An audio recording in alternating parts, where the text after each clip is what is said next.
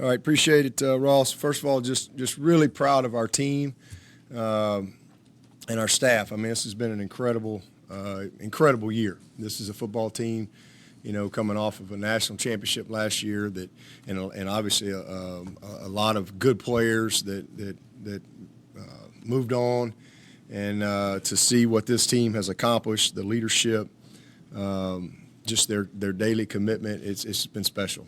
And, just super proud of them to be where we are and heading back to Charlotte for the ACC Championship game. And, congratulations to Virginia and Bronco and what they've done. What a remarkable job he's done with that program, and something that I definitely saw coming a couple years ago. You can just, as a coach, there's just certain things that you see and you have instincts on, and just not surprised at all that we're playing Virginia. And I think that they're just going to continue to build a great program up there. So really excited about that. And then also want to congratulate all the All-ACC players from across the league, but also certainly especially our guys. I think that just came out this morning, Ross told me, and we had a lot of guys on there, and so really happy for those guys. Not real sure how Skowski didn't make it. He'd have been one of my top votes for sure, but I don't even think he made honorable mention. But if I'm correct, I don't think Isaiah Simmons made honorable mention last year, and he's probably up for the Defensive Player of the Year overall. So didn't even make honorable mention last year. So that just goes to show you how smart. And he was pretty good last year too. So that didn't make honorable mention in the league, and but it just kind of how it goes. But I give a personal shout out to Skowski because I think he is a war daddy and has had as good a year as any linebacker we've had. So, and other guys as well. But looking at Virginia, this is offensively a very experienced group. And the one thing I would say about Virginia, first of all, is, as a coach, when I watch a team, there's just certain you're looking at their scheme, you're looking at their personnel, you're looking at those things. But for me, I want to know who they are, and I can see who they are after I get through all the tape. I always have a very good feel for who they are, and also who they, as a program, who they are, as a unit, whether it be a receiver group, a running back group, or whatever. But let me tell you, this is a football team that I have such a great appreciation for who they are, because you can see their culture, you can see their heart, you can see their will to win, you can see their passion, you can see their togetherness, you can see their belief on tape. It just kind of oozes out when you watch them play. And and that's a credit to Bronco and his staff. They've done an awesome job, and because those are the hardest things to have, and that's why they are where they are. And when you get those things right, then you got a chance for bigger and better things as you go, and they've got that right. This is a team that has, again, a great will to win and a great belief in each other, and just a lot of passion. So. Really excited about competing against a team like that. And then offensively, again, very experienced, very efficient in what they do. I think first down is probably the most critical down against these guys. They're one of the best teams in the country in third down. So they stay on the field a lot, and a lot of that just goes to speak to their efficiency in what they do offensively. They got a really good receiver group, make a lot of competitive plays, very experienced group of receivers. The tight end's a good player. He's a guy you can't sleep on. A lot of option principles throughout everything that they do. But at the end of the day, I mean, their quarterback is he's a wow guy. He's a guy that, you just the crazier things get, the better he gets. When things break down and it looks like a terrible play is about to happen, that's when he's at his best. He is just a very, very good football player, very explosive. He's big, 6'3" guy, and he can run as good as any running back you're going to see. So has put up unbelievable numbers running the ball and throwing the ball. Everything. I think he had 479 yards of the 492 yards of offense versus Virginia Tech. So everything's going to go through him. They're really a pass-first offense. They really want to pass the ball to run it. They built that way with all their draw sets and a lot of draw set RPO stuff and just some design quarterback run play, but also a lot of quarterback run that comes off of just the draw game.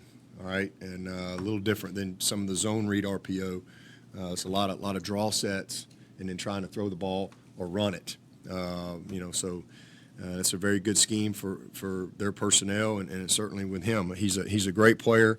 He's a guy we got to account for at all times because he'll go 50, he'll go 60, and so our D line's gonna have to play with great discipline, and really keep him corralled in the pocket and do a great job with our eyes and our rush lanes and getting off of blocks and those type of things because again he's just a really good player. So I'm very impressed with their scheme. They're well coached. They challenge you, from their formations, their alignments, their quads, their motions, all those things that you've got to really be able to have a good plan for. So they manufacture a lot of things, within their offense, and again, that just speaks to the type of coaching that they have. And then flip side of it. And again, another reason why they're a championship team is their defense. Really good. They're 6th in the country in sacks. I think they got 43 sacks. We got 35. So they get after the quarterback. They do a great job schematically, challenging you. So the big challenge for us, against this type of front and the way they use their personnel is communication and just making sure that we're targeted properly and that we're all on the same page and running back, quarterback, tight end, everybody locked in. But they do a good job with getting after the quarterback. They've only had 2 teams out of 12 have over 400 yards of offense on them. So this is, an excellent defense. They've had 1 team rush for 200 yards. That was Louisville. And they've had 6 of their 12 opponents they've held to under 100 yards rushing. That's kind of how they're built to try to stop the run, to always get that extra hat in there.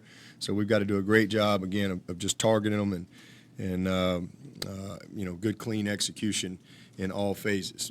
They're number 24 in the country in third down defense, and they're top 20 in third down offense. So this speaks to their efficiency, all right, because they're keeping the ball and they're getting off the field at a very high rate. And so that when you look at them statistically, that's what's generating some of those numbers that you see.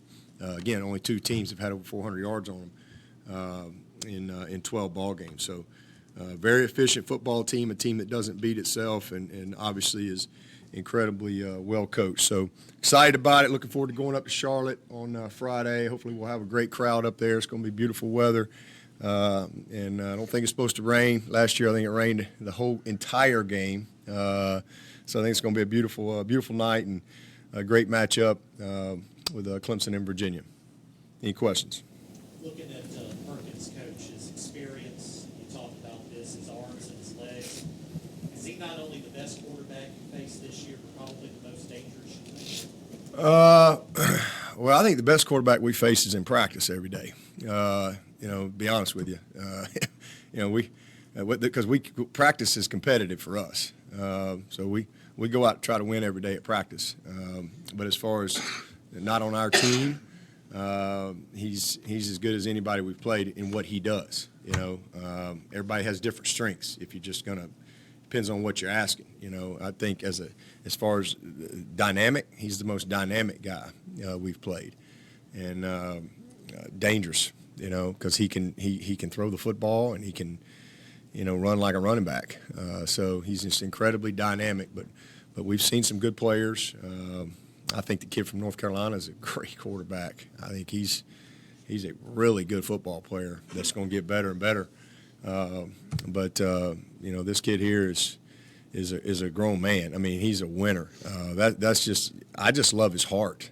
You know, if you could cut this guy open, man, he's got a giant heart. He's a winner. He just loves to compete. You can tell that there's just this huge belief that he has in himself, but also everybody else has it in him. And, you know, as a competitor, you have a great appreciation for that. I mean, he's a guy that you're going to have to beat, and you're going to have to play 60 minutes against him because that's what he's going to do, and you have to match that. Coach, 7 different Coastal champions in 7 years. You juxtapose that with your side getting there 5 years in a row to just kind of illustrate the consistency that you've been able to maintain, especially in this day and age where parity seems to be everywhere. It's hard. It's hard. That's the hardest thing to do is to win again, to win consistently. You know, I think it's just really hard to sustain over a long period of time. And so for us to have 9, 10-win seasons and to get back now for a 5th time, I mean, that's our greatest accomplishment is the consistency, not just on the field but off the field. 8 of our 10 years we've been top 10 academically, 8 out of the last 9. So that type of consistency as a program is the greatest accomplishment that we've had. With number 2 receiver, Reed. Yep. How I guess adept are they at moving him around? Yeah, he's a good player. He'll be in the slot, and he'll line up everywhere. And he's also the best returner in the country. I forgot that. He leads the nation in return. So a great player. And their receivers as a group, they make a lot of competitive plays. I mean, they fight for the ball for this, and you can just tell again they're just all on the same page. The quarterback believes in them. They believe in him. And, you know, there's a lot of plays. I mean, I think 2's got 70 catches. So just a very productive player and definitely a guy that you know, they're going to position to have a chance to get the best matchup. Coach, I was saying the difficulty or the versatility of their outside linebackers is difficult to account for. Yep.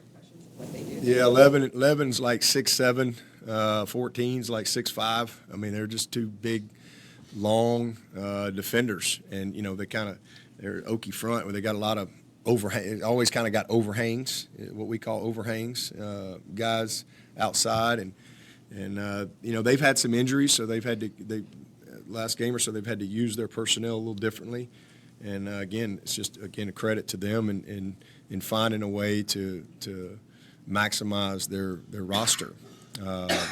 They didn't play a lot of guys. They only played like 13 guys versus Virginia Tech. So I think they don't have a ton of depth. Again, some of that is just some of the injuries that they've had. But 14 and 11 they're good players. And again, just long guys that can be a problem in the pass game and also do what they need to do to help support the run. Yeah, but it sounds like from talking this week that you see a lot of what you've done here with what Bronco's trying to accomplish up there. Have you gotten to know him a little bit over the past few years? Yeah. He's a great coach, but he's about the right things. He's what's great about the profession. I love being around people like him that truly are ambassadors for the game and love their players and are about building something the right way, and that's exactly what he's doing there, no doubt about it. And you know he's tough. You know he's not afraid to fail. And I think a lot of people when he came here and he took that job, everybody was like, "What is he doing?" You know, a great situation he was in, and you know, first meeting I was in, I was like, that guy gets it. That guy will be successful. I don't know when or what their situation there is or how patient they'll be. Because, I mean, they'll fire you after 2 years now, not even 2 years. You know, take over dumpster fire and they fire you in 2 years. But they've done a great job because, you know, is this his 4th year? You know, I don't think they did very good the first year or two. And last year they took a step forward. And man, now here they are in year 4 and they're in the ACC Championship game. For me, first time I met him and just being around him the last couple of years, very easy to see that he was going to be successful. He's made of the right stuff. with Perkins? Do you try to keep him in the pocket and make him one-dimensional, or how do you try to defend him? Yeah, well, you better have eyes on him. I mean, you look at Virginia Tech, and they got burned a couple times.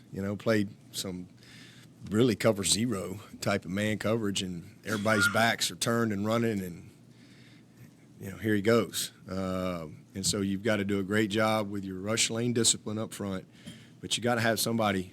You got to mix up you can't just play man coverage. You got to have some zone principles, and you got to have eyes. You got to have eyes on him at all times. And again, you can't. The guys up front have to know who they're playing against. There's a style of play that you have to play with technique-wise when you're playing a guy like this. So yeah, we got to try to keep him in the pocket, and I'm sure they're going to try to do things to get him outside the pocket. I mean, we're disruptive up front. They know that. So I wouldn't be surprised if they move him, and whether it be guard pulls or whatever, to try to create a new launch point and buy some time to get some plays down the field and things like that. So we've just got to do a good job of definitely keeping him in the pocket as best we can. But when we do, I mean, because he'll hurt you vertically as well. So it's the rush lanes, and then it's the discipline. If we do have zone droppers, being able to rally, and if he breaks free, and keep him contained. When you do play zone, or when teams have played zone, how good are they at quick passing games? Great. That's what they do. I mean, the ball comes out quick. I mean, and again, most of there are a lot of RPO stuff and zone read stuff and all that, but they do a lot of draw RPO too. And we've done some of that in the past. So it's if it's not there, if the quick game is not there, he runs it. He gets everybody coming up the field with pass sets, and then he just finds a lane, or he has a lead draw type of deal. And I think he does a great job of recognition. He's a very smart player. Does a great job with his cadence and things, and manipulating movement on the defense to try to get tips on the pressure, tips on the coverage. And he's just a very smart player. So he's pre-snap a guy that we're going to have to do a great job with. Because if you don't do a good job with your disguises and things like that and leverages, he knows what to do with the ball. He knows where your weakness is, and there's a weakness in every call. Dabo, not